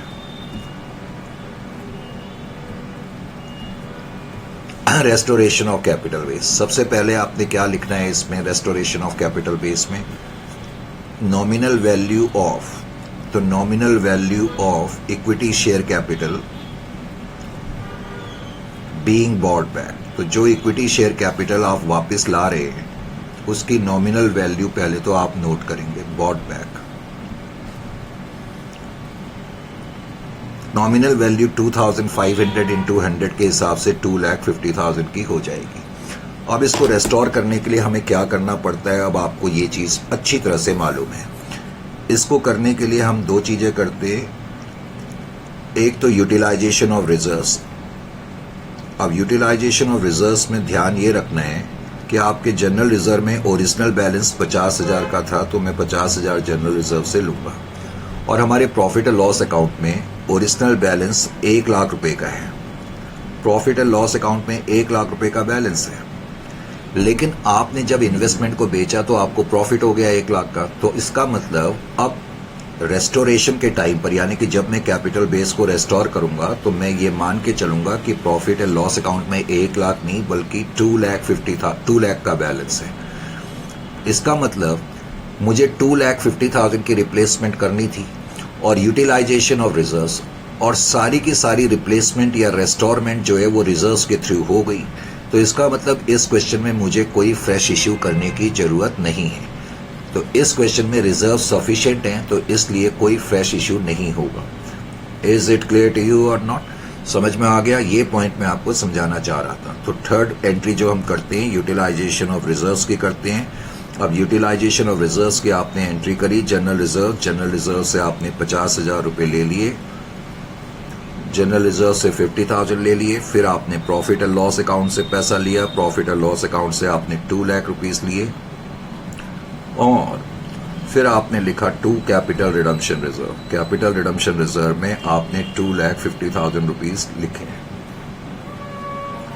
is it clear to you? जाहिर है कि इसके बाद वैसे तो हम फ्रेश इशू की एंट्री करते हैं, लेकिन इस क्वेश्चन में फ्रेश इशू हमने कराई नहीं है, तो फ्रेश इशू की कोई एंट्री नहीं होगी। और उसके बाद फिर हम एक्चुअल पेमेंट की एंट्री कर देते हैं, तो एक्चुअल पेमेंट की एंट्री आप कर सकते हैं। एक्चुअल पेमेंट की एंट्री आपको मालूम है कि equity share buy back account debit 2.5 lakh रुपए आपने पे करने इक्विटी शेयर होल्डर को, तो 2 बैंक अकाउंट आप लिख देंगे, 2 बैंक। इस तरीके से आप इसमें लिखेंगे। एक्चुअली ये जो मैंने डिमॉन्स्ट्रेशन कराई ऑलमोस्ट पिछले डिमॉन्स्ट्रेशन की तरह ही थी। वह फर्क इतना था कि इसमें मैंने आपको ये बताया कि हमने प्रॉफिट में अपनी इन्वेस्टमेंट को बेचा है। तो जब हम कोई एसेट को बेचते हैं तो अब आपको ये चीजें क्लियर हो जानी चाहिए। अच्छा जी, अब एक मेन मुद्दे पर मैं आता हूं इससे पहले कि मैं आगे बढ़ूं, और वो मुद्दा क्या है वो आपको अच्छी तरह से मालूम होना चाहिए। देखो, तुम्हें रिजर्व्स के बारे में बहुत अच्छी जानकारी होनी चाहिए अगर इस चैप्टर पे आपका कंप्लीट कॉम्प्रिहेंसिव कमांड हासिल आपने करना है। करेक्ट बेटे? जितने भी रिजर्व्स होते हैं ना, जितने भी रिजर्व्स होते हैं, उन रिजर्व्स को हम कुछ पार्ट्स में बांट सकते हैं। एक तो रिजर्व्स जो होते हैं वो रेवेन्यू नेचर के होते हैं, जैसा कि मैंने बताया, और मैं बार बार अभी तक मैंने आपको यही कहा है कि बाई बैक करने के लिए हम केवल रेवेन्यू नेचर के रिजर्व्स का ही इस्तेमाल कर सकते हैं। मैंने अभी तक आपको सिर्फ यही बताया। अब जो रेवेन्यू नेचर के रिजर्व्स होते हैं वो कौन कौन से रिजर्व्स होते हैं ये तो आपको मालूम ही है, लेकिन फिर भी, जैसे कि जनरल रिजर्व है, जैसे कि प्रॉफिट एंड लॉस अकाउंट है, जैसे कि रिजर्व फंड है। कई बार क्वेश्चन में रिजर्व फंड लिखा रहता है। अगर कभी क्वेश्चन में वर्कमैन कंपनसेशन फंड दिया हो तो वो भी रेवेन्यू नेचर का रिजर्व है। इंश्योरेंस फंड, ये मैंने शॉर्ट में लिख दिया IF, वैसे नोट्स में मैंने फुल फॉर्म लिखी हुई है, इंश्योरेंस फंड। या कभी लिखा हो development rebate reserve, development rebate reserve, ये सब रेवेन्यू नेचर के रिजर्व्स होते हैं। रेवेन्यू नेचर के रिजर्व हम इस्तेमाल कर सकते हैं, ये मैंने आपको बोल दिया है। उसके अलावा फिर दूसरे टाइप के जो रिजर्व्स होते हैं उनको हम बोलते हैं कैपिटल नेचर रिजर्व। अब जो कैपिटल नेचर के रिजर्व्स होते हैं, कैपिटल नेचर रिजर्व्स, अब कैपिटल नेचर के जो रिजर्व्स होते हैं उसका इस्तेमाल हम नहीं कर सकते हैं बाई बैक के लिए। बाई बैक के लिए हम सिर्फ और सिर्फ रेवेन्यू नेचर के रिजर्व का इस्तेमाल कर सकते हैं, ये मैं कई बार आपको बोल चुका हूं। अब कैपिटल नेचर के जो रिजर्व्स है, वैसे तो सिक्योरिटी प्रीमियम है, सिक्योरिटी प्रीमियम ये कैपिटल नेचर का है, इसमें कोई डाउट नहीं है। सिक्योरिटी प्रीमियम के अलावा अगर कभी क्वेश्चन में कैपिटल रिजर्व दिया हो तो कैपिटल रिजर्व तो है ही कैपिटल नेचर का, इसमें कोई डाउट ही नहीं है। कभी रीवैल्यूएशन रिजर्व दिया हो, रीवैल्यूएशन रिजर्व,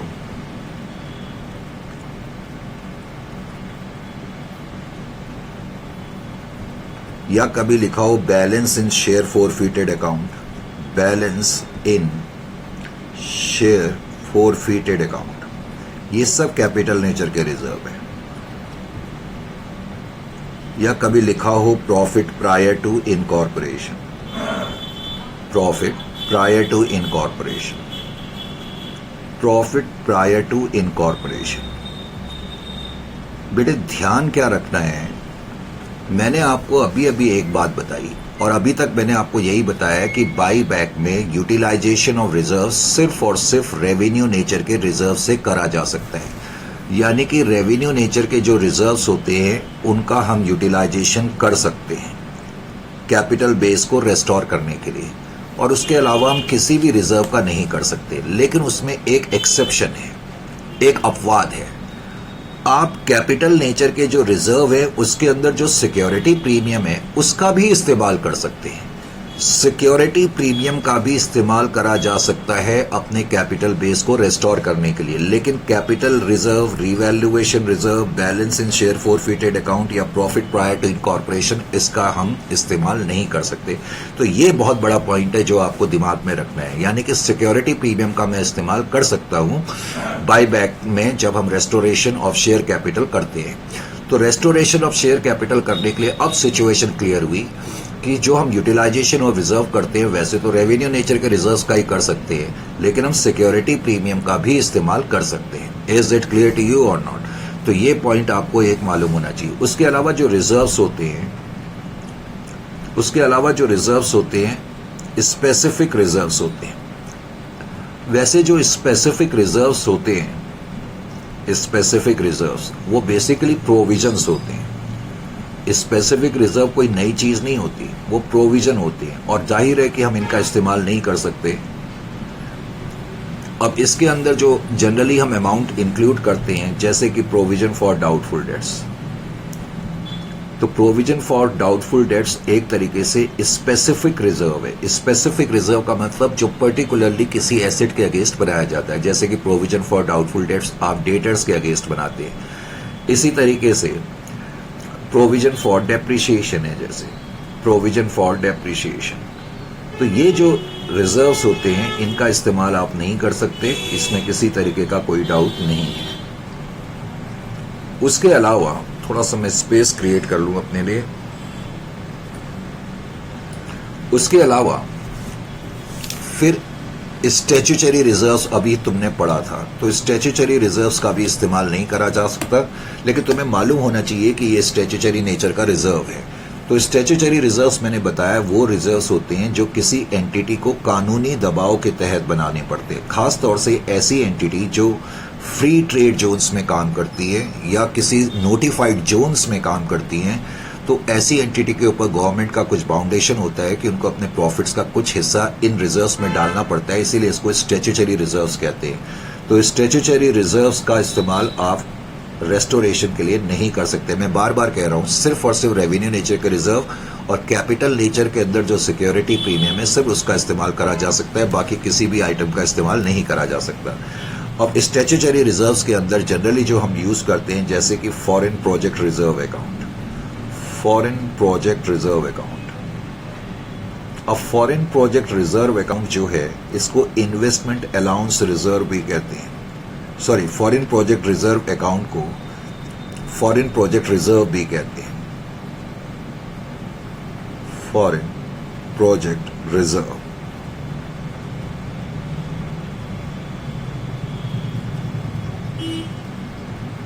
या कभी लिखा हो डेवलपमेंट रिबेट रिजर्व, ये सब statutory reserve, development rebate reserve,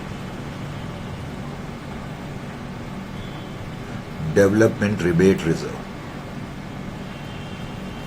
development rebate reserve. Development rebate reserve के अलावा कभी लिखा हो investment allowance reserve, investment allowance reserve. ये सब स्टैट्यूटरी नेचर के रिजर्व्स हैं और इनका इस्तेमाल आप नहीं कर सकते। तो अब पोजीशन आपकी बिल्कुल क्लियर हो जानी चाहिए। Is it clear to you जहां तक बाई बैक का सवाल है?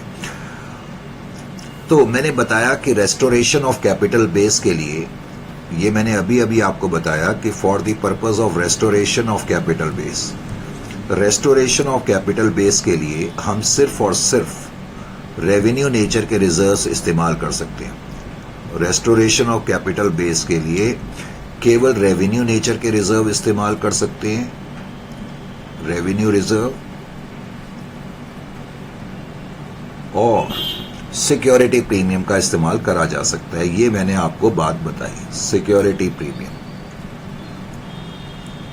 यहां तक मैंने अभी आपको बात बताई थी। Is it clear to you और नॉट? सिर्फ सिक्योरिटी प्रीमियम का इस्तेमाल करा जा सकता है।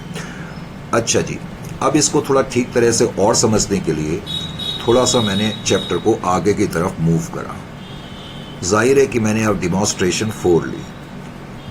डिमॉन्स्ट्रेशन 4 में मैंने कुछ आइटम्स आपके सामने रखे। पहले तो मैंने लिखा कि ये जो बैलेंस शीट है, balance sheet of T4 limited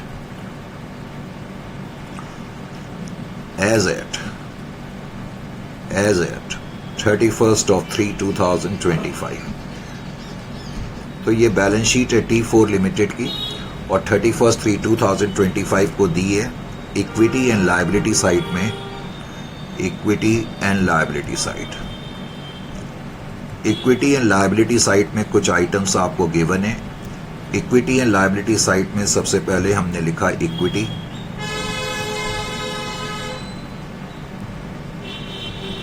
सबसे पहले मैंने लिखा इक्विटी, और इक्विटी लिखने के बाद 1 इक्विटी, उसके बाद मैंने लिखा शेयर कैपिटल।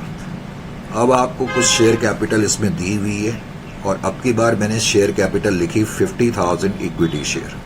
इस कंपनी की जो शेयर कैपिटल है 50,000 इक्विटी शेयर्स हैं, ऑफ ₹100 ईच है, ऑफ ₹100 ईच, ऑफ ₹100 ईच। और मान लेते हैं कि ये 50 लाख के, कितने के हैं? 50 लाख के। इक्विटी शेयर कैपिटल में 50 लाख रुपए मौजूद हैं। उसके अलावा फिर मैंने लिखा रिजर्व्स एंड सरप्लस।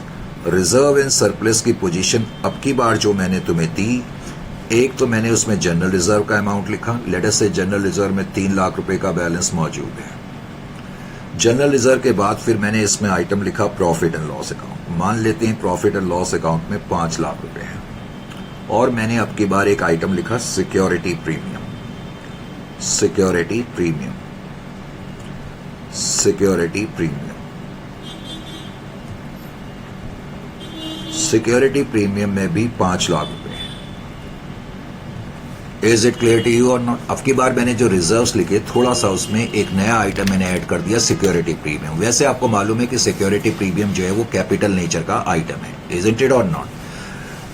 अभी अभी जो मैंने आपको लिखा है। उसके अलावा मैंने इस क्वेश्चन में ये भी लिख दिया non current liability, NCL, non current liability. मान लेते हैं कि इस कंपनी की non current liability debentures, long term loans वगैरह 10 लाख के हैं, और मैंने करंट लायबिलिटी जिसमें कि ट्रेड पेबल्स वगैरह लेट अस से 5 लाख के हैं, 5 लाख।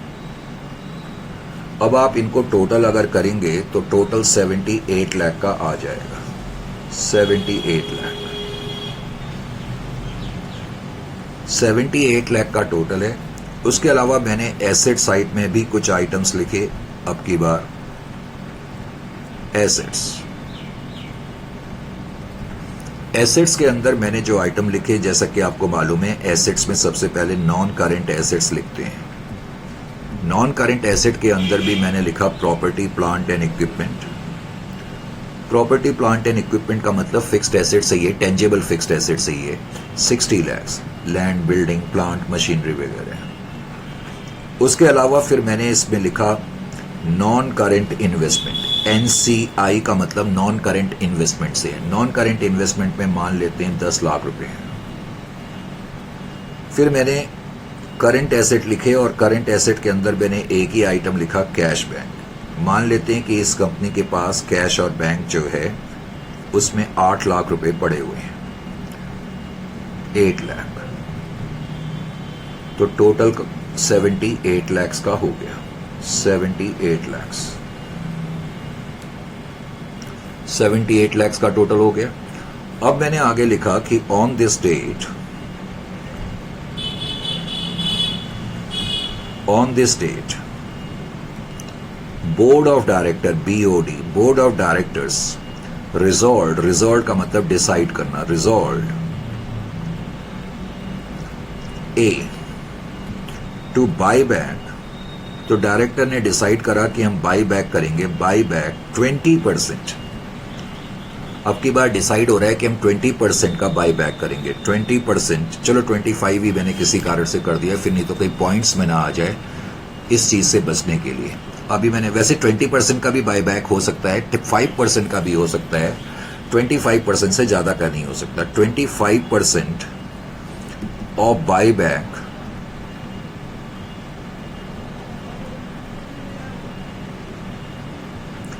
एट, अब की बार जो मैंने एक नई चीज लिखाई वो ये कि एट अ प्रीमियम ऑफ, इससे पहले हम जो बाई बैक कर रहे थे वो पार पर कर रहे थे, अब की बार हमने लिखा है कि हम जो बाई बैक कर रहे हैं at a premium of 20%, 20% premium पर कर रहे हैं।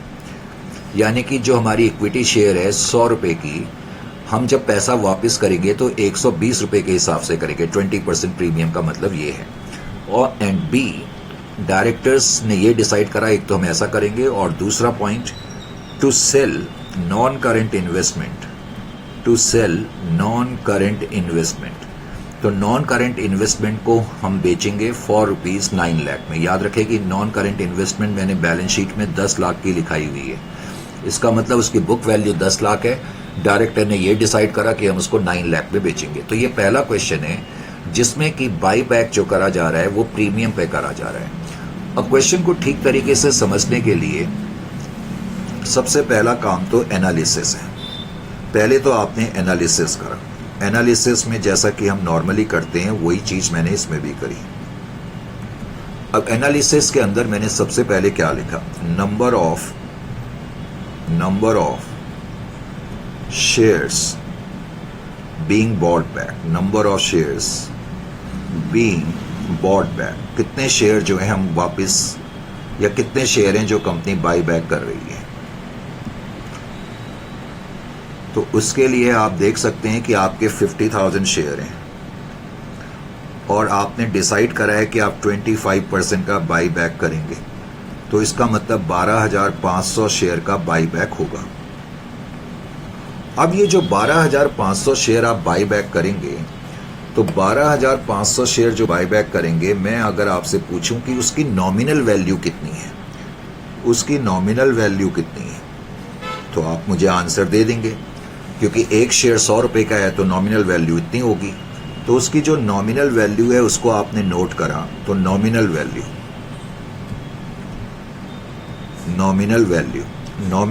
कितनी आ जाएगी, 12,500 शेयर्स हैं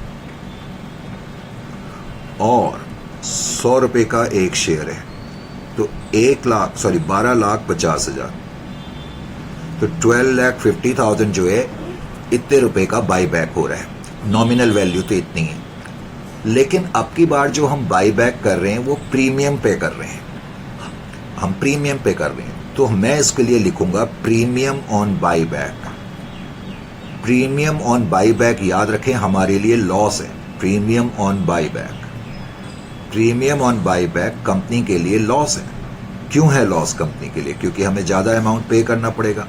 तो प्रीमियम ऑन बाई बैक कितना हो जाएगा भाई, 12,50,000 वर्थ के शेयर आप खरीद रहे हैं, उनकी पार वैल्यू या नॉमिनल वैल्यू इतनी है, और इस पे आपको 20% का प्रीमियम पे करना पड़ेगा, तो 20% आप इसका निकालेंगे तो वो 2,50,000 हो जाएगा। इसका मतलब 12,50,000 प्लस 2.5 लाख, 15 लाख रुपए आपको वापस करने पड़ेंगे। हालांकि आपके पास 12,50,000 के शेयर आएंगे। अब ध्यान क्या रखना है, जब हम अपने कैपिटल बेस को रेस्टोर करते हैं, जब मैं अपने कैपिटल बेस को रेस्टोर करता हूं, तो मुझे केवल नॉमिनल वैल्यू का ही ध्यान रखना है। इसीलिए मैं आपको बार बार ये लिखा रहा था, जब मैं रेस्टोरेशन की वर्किंग कर रहा था तो मैं लिखा रहा था nominal value of share bought back. यानी कि जो हमारा कैपिटल बेस कम होगा वो 12,50,000 से कम होगा। वो क्यों होगा, क्योंकि जब हम पहली एंट्री करेंगे अब की बार, तो equity share capital account debit तो 12,50,000 से ही होगी ना। हालांकि अब की बार मैं प्रीमियम और रिडम्पशन को भी बाय बैक करूंगा, प्रीमियम और रिडम्पशन को भी मैं डेबिट करूंगा, लेकिन प्रीमियम ऑन रिडम्पशन जो है वो कैपिटल बेस का पार्ट नहीं है। कैपिटल बेस के 3 हिस्से होते हैं, equity share capital, preference share capital और capital redemption reserve.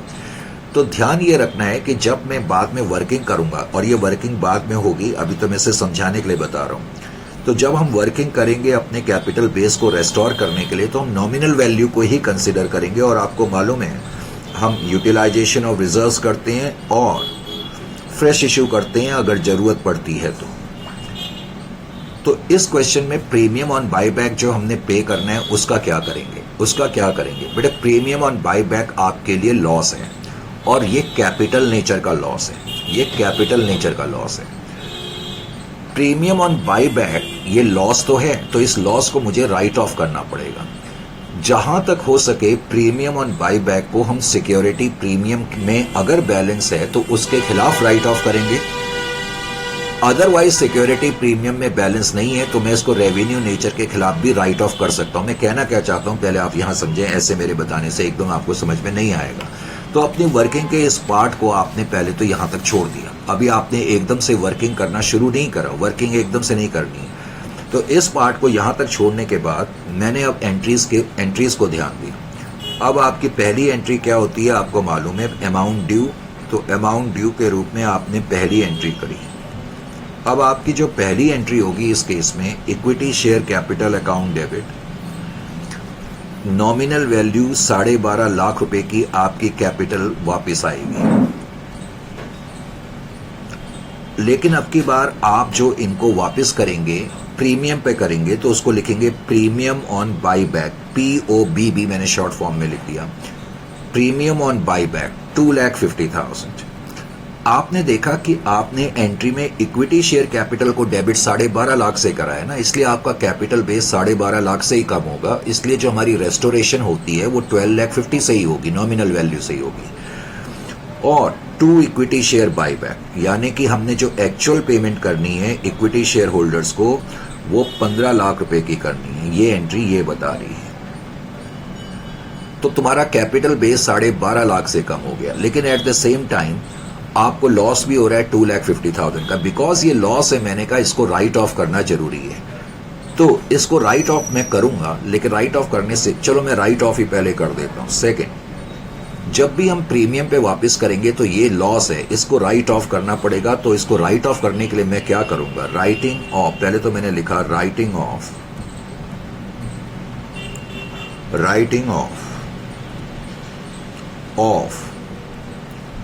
Premium on buyback. अब प्रीमियम ऑन बाईबैक जो कि डेबिट बैलेंस है, इसको मैं राइट ऑफ करने का मतलब है इस लॉस को मुझे वाइप आउट करना है, हटाना है। तो डेबिट बैलेंस है, इसको मैं क्रेडिट करूंगा तभी तो ये हटेगा। तो प्रीमियम ऑन बाईबैक को मैंने राइट ऑफ कर दिया, लेकिन इसको किसके अगेंस्ट राइट ऑफ करें? पॉइंट यहां पर यह बनता है बेटे, ये जो लॉस है, जनरली हम अकाउंट्स में जो लॉसेस को राइट ऑफ करते हैं प्रॉफिट एंड लॉस अकाउंट के थ्रू करते हैं, लेकिन मैंने कहा ये कैपिटल नेचर का लॉस है। जहां तक हो सके इसको आपको सिक्योरिटी प्रीमियम के अगेंस्ट राइट ऑफ करना चाहिए, अगर सिक्योरिटी प्रीमियम में आपके पास बैलेंस है। और इस क्वेश्चन में सिक्योरिटी प्रीमियम में मैंने आपको बैलेंस लिखाया था।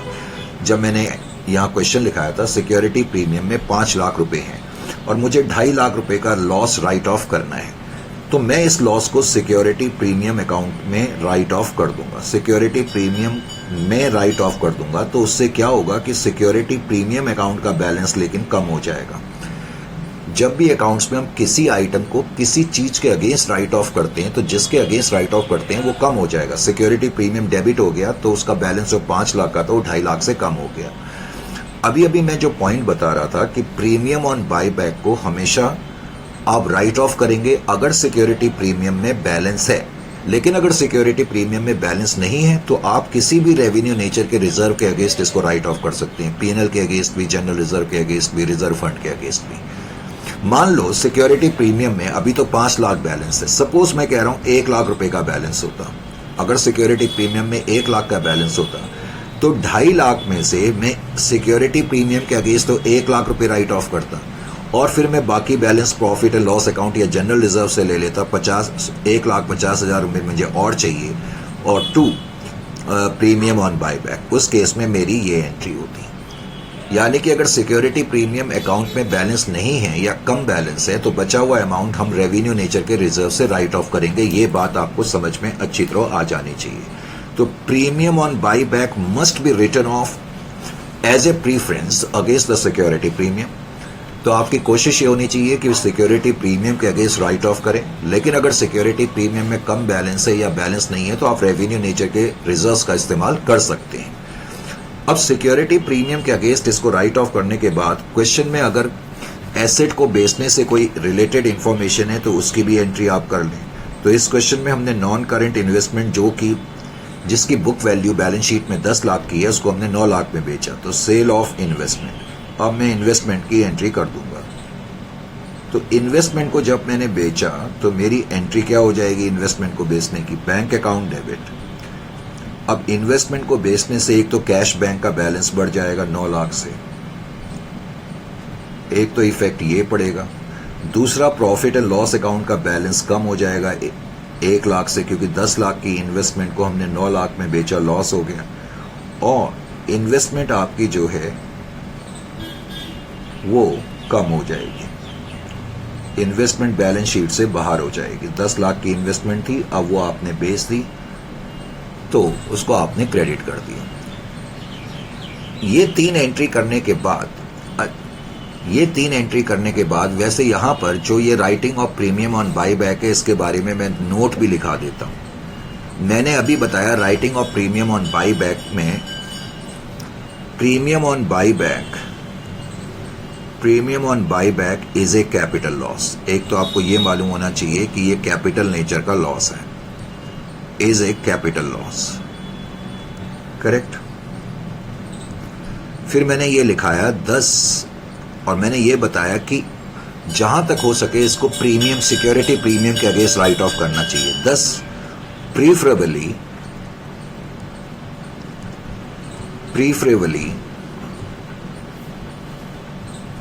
it should be preferably it should be written off against security premium। तो जहां तक हो सके इसको सिक्योरिटी प्रीमियम के अगेंस्ट राइट ऑफ करना चाहिए, सिक्योरिटी प्रीमियम अकाउंट। लेकिन मैंने ये भी बताया कि अगर उसमें बैलेंस नहीं है, however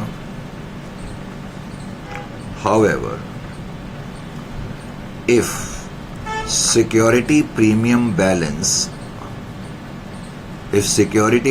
balance is not sufficient या not enough, अगर सिक्योरिटी प्रीमियम में इनफ बैलेंस नहीं है, not enough, then it can be written off against revenue reserves. तो फिर हम इसको रेवेन्यू नेचर के रिजर्व के अगेंस्ट भी राइट ऑफ कर सकते हैं, आर का मतलब रेवेन्यू रिजर्व से। तो एक तो प्रीमियम के बारे में आपको ये मालूम होना चाहिए। फिर हमने इन्वेस्टमेंट को बेचा। अब एसेट को बेचने के बाद हम अपनी वर्किंग के पोर्शन पे आ सकते हैं। अब जब मैं वर्किंग के पोर्शन पे आऊंगा तो यहां आपको अब की मर्तबा ध्यान क्या रखना पड़ेगा, मैंने ये बताया जब हम यूटिलाइजेशन ऑफ रिजर्व करते हैं तो हम रेवेन्यू नेचर के रिजर्व इस्तेमाल कर सकते हैं और सिक्योरिटी प्रीमियम भी इस्तेमाल कर सकते हैं। तो आपकी कोशिश ये होनी चाहिए कि अगर सिक्योरिटी प्रीमियम में बैलेंस है तो उसका तो आप इस्तेमाल कर लें। फॉर एग्जांपल सिक्योरिटी प्रीमियम में अगर आप ध्यान से देखें बैलेंस शीट में सिक्योरिटी प्रीमियम मैंने 5 लाख रुपए लिखाए हुए थे इस क्वेश्चन में, और उस 5 लाख में से 2.5 लाख रुपए तो आपने यूज कर लिए प्रीमियम ऑन बाई बैक को राइट ऑफ करने में। यानी कि सिक्योरिटी प्रीमियम में जो बैलेंस बचा हुआ है इसको मैं अब सरप्लस बैलेंस भी कह सकता हूं। सरप्लस बैलेंस का मतलब है प्रीमियम ऑन बाई बैक को राइट ऑफ करने के बाद सिक्योरिटी प्रीमियम में जो बैलेंस बचा है। तो यूटिलाइजेशन ऑफ रिजर्व्स करने के लिए अब हम कह सकते हैं कि हम रेवेन्यू नेचर के रिजर्व भी इस्तेमाल कर सकते हैं और surplus balance of security premium भी इस्तेमाल कर सकते हैं। Surplus balance of security premium को आपको इस्तेमाल करना भी चाहिए। तो 2,50,000 तो मैंने सिक्योरिटी प्रीमियम से ले लिए। फिर इस क्वेश्चन में जनरल रिजर्व है, जनरल रिजर्व से मैंने 3 लाख रुपए ले लिए। टोटल मुझे 12.5 लाख चाहिए, 12.5 लाख की रिप्लेसमेंट करनी है। प्रॉफिट एंड लॉस अकाउंट, अब प्रॉफिट और लॉस अकाउंट में 5 लाख रुपए बैलेंस शीट में थे, लेकिन इन्वेस्टमेंट को बेच करके 1 लाख का नुकसान हो गया।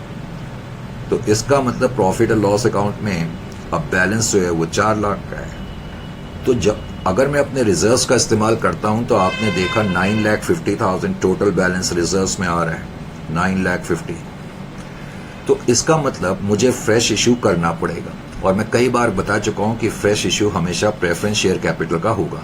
12.5 लाख में से 9,50,000 आप माइनस करेंगे तो इसका मतलब है कि 3 लाख का आपको फ्रेश इशू करना पड़ेगा। Is it clear to you और नॉट? तो 3 लाख का आपने फ्रेश इशू कर दिया। अब आपको ये भी मालूम हो गया। अब जैसी आपने एंट्री करी, एंट्री करने के बाद आप जैसी आपने वर्किंग करी, अब आप यूटिलाइजेशन ऑफ रिजर्व्स की एंट्री कर दें। यूटिलाइजेशन ऑफ रिजर्व्स की जब मैं एंट्री करूंगा तो हमने जो जो चीजें यूटिलाइज करी हैं उनको मुझे लिखना पड़ेगा। जैसे कि हमने अब की बार सिक्योरिटी प्रीमियम का इस्तेमाल करा, security premium account debit. Security premium में 2.5 लाख रुपए पड़े थे तो 2.5 लाख का इस्तेमाल। उसके अलावा हमने जनरल रिजर्व से 3 लाख रुपए लिए, जनरल रिजर्व में 3 लाख थे। प्रॉफिट एंड लॉस अकाउंट में 5 लाख माइनस 1 लाख, 4 लाख रुपीस थे। तो हमने ये बुकिश एंट्री करी और ये पैसा हमने कैपिटल रिडम्पशन रिजर्व में ट्रांसफर कर दिया 9,50,000। तो इस तरीके से आपकी ये एंट्री हो जाएगी। फिर आप फ्रेश इशू की एंट्री करेंगे। आप जब फ्रेश इशू की एंट्री करेंगे तो फ्रेश इशू आपने 3 लाख का करा है, इजंट इट और नॉट? तो fresh issue, bank account debit,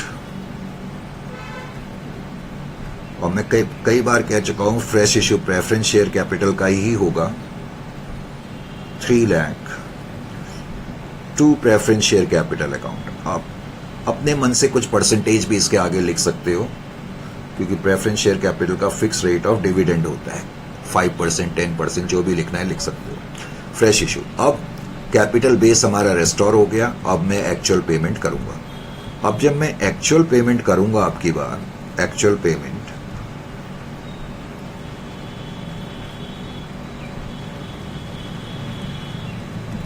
जब मैं एक्चुअल पेमेंट करूंगा तो मेरी एंट्री क्या होगी? Equity share buy back account debit. याद रखें, equity share by bank account में जो बैलेंस पड़ा हुआ है वो 15 लाख का है, क्योंकि तुमने 15 लाख रुपए देने हैं आपकी बार। तो टू बैंक अकाउंट, इस तरीके से आप एंट्री करेंगे। To bank account 15 lakh. समझ में आया या नहीं आया? Is it clear? अब इस क्वेश्चन में अगर आप post buy back balance sheet बनाना चाहते हैं, post buy back balance sheet, वैसे एग्जामिनेशन में आपका एंट्रीज तक ही पूछा जाता है, post buy back balance sheet, फिर भी समझाने के लिए मैंने ये बना दी। Post buy back balance sheet में पहले तो मैंने लिखा equity and liability. Equity and liability side में मैंने लिखा पहले इक्विटी। इक्विटी के अंदर भी मैं अब आपको कई बार बता चुका हूं, पहले हम लिखते हैं ए शेयर कैपिटल। इस क्वेश्चन में जो शेयर कैपिटल बैलेंस शीट में दी थी वो 50,000 इक्विटी शेयर दिए हुए थे 50 लाख के। जब आपने पहली एंट्री करी थी तो फर्स्ट एंट्री में इक्विटी शेयर कैपिटल 12,50,000 से डेबिट हो गई थी। तो इसलिए इक्विटी शेयर कैपिटल अकाउंट में हम कह सकते हैं कि जो बैलेंस इस वक्त है वो 37,50,000 का बैलेंस बचा हुआ है। उसके बाद आपको याद होगा आपने फ्रेश इशू करा था। अब फ्रेश इशू के आगे कुछ भी परसेंटेज लिख दो, 10% प्रेफरेंस शेयर कैपिटल मान लेते हैं। हमने 3 लाख का फ्रेश इशू करा था तो 3 lakh rupees preference share capital भी अब न्यू बैलेंस शीट में आ जाएगी। उसके बाद फिर हम बी, फिर हम रिजर्व एंड सरप्लस लिखेंगे। अब रिजर्व एंड सरप्लस के अंदर बैलेंस शीट में एक तो सिक्योरिटी प्रीमियम का जो बैलेंस है, सिक्योरिटी प्रीमियम में 5 लाख रुपए थे, 2.5 लाख तो आपने यूज कर लिए प्रीमियम ऑन बाईबैक को राइट ऑफ करने में, और 2.5 लाख आपने यूज कर लिए यूटिलाइजेशन ऑफ रिजर्व में। तो सिक्योरिटी प्रीमियम में अब कोई बैलेंस नहीं बचेगा। इसी तरह से जो जनरल रिजर्व था वो भी आपने पूरा का पूरा यूटिलाइज कर लिया यूटिलाइजेशन ऑफ रिजर्व के लिए। प्रॉफिट एंड लॉस अकाउंट में 5 लाख थे, 1 लाख का लॉस हो गया, 4 लाख आपने यूटिलाइज कर लिए तो उसमें भी बैलेंस 0 आ गया। कैपिटल रिडम्पशन रिजर्व में 9,50,000 बैलेंस आ गया है, तो इसका मतलब रिजर्व एंड सरप्लस 9,50,000 के अब नजर आएंगे कैपिटल रिडम्पशन रिजर्व के रूप में। उसके अलावा इस क्वेश्चन में मैंने तुम्हें नॉन करंट लायबिलिटी भी लिखाई थी, तो नॉन करंट लायबिलिटी 10 लाख की है, उसमें कोई चेंज नहीं है। इसी तरह करंट लायबिलिटी भी मैंने लिखाई थी, तो करंट लायबिलिटी 5 लाख की है, उसमें भी कोई चेंज नहीं है। तो आप इसको टैली करेंगे तो टैली कर करके आपका 65 लाख आ जाएगा, 65 लाख, 65 लाख का अमाउंट आ जाएगा। Is it clear to you? उसके अलावा फिर हम एसेट्स की तरफ आ गए। अब एसेट्स में सबसे पहले जैसा कि मैंने बताया हम नॉन करंट एसेट्स लिखते हैं। नॉन करंट एसेट के अंदर भी मैंने प्रॉपर्टी प्लांट एंड इक्विपमेंट लिखा, उसमें कोई चेंज नहीं है। 60 लाख का था, वो 60 लाख ही आएगा। उसके अलावा फिर हमारी नॉन करंट इन्वेस्टमेंट भी थी, लेकिन नॉन करंट इन्वेस्टमेंट जो 10 लाख की थी वो हमने पूरी बेच दी, तो अब नॉन करंट इन्वेस्टमेंट के अंदर कोई बैलेंस नहीं बचेगा। उसके अलावा फिर हम करंट एसेट्स लिखेंगे। करंट एसेट में मैंने क्वेश्चन में सिर्फ कैश बैंक लिखा हुआ है। अब कैश और बैंक में आपको ध्यान रखना पड़ेगा। पहले तो आप ये देखो कि जो ओरिजिनल बैलेंस शीट है उसमें कैश बैंक मैंने 8 लाख रुपए लिखाए थे। अब जब हमने ये एंट्रीज करी तो आपको ये याद होना चाहिए कि जब हमने एंट्रीज करी, एक तो हमने इन्वेस्टमेंट को बेचा था 9 लाख में, तो बैंक डेबिट हुआ था, तो इसका मतलब कैश बैंक 9 लाख से बढ़ जाएगा। उसके अलावा फिर हमने फ्रेश इशू करा था 3 लाख का, तो उसकी वजह से भी कैश बढ़ जाएगा। और हमने लास्ट एंट्री में 15 लाख रुपए पे करे हैं, तो कैश 15 लाख से कम हो जाएगा। तो इसका मतलब कैश बैंक अकाउंट में जो बैलेंस बचेगा वो 5 लाख का बैलेंस बचेगा। तो टोटल आपका 65 लाख आ जाएगा। Is it clear to you और नॉट? समझ में आ गया या नहीं आया? करेक्ट, ठीक है। आज के लिए इतना काफी है। नेक्स्ट सेशन में फिर इसको अभी हम कंटिन्यू रखेंगे, तो नेक्स्ट सेशन में फिर आपसे मुलाकात करते हैं। Looking forward to have your feedbacks also.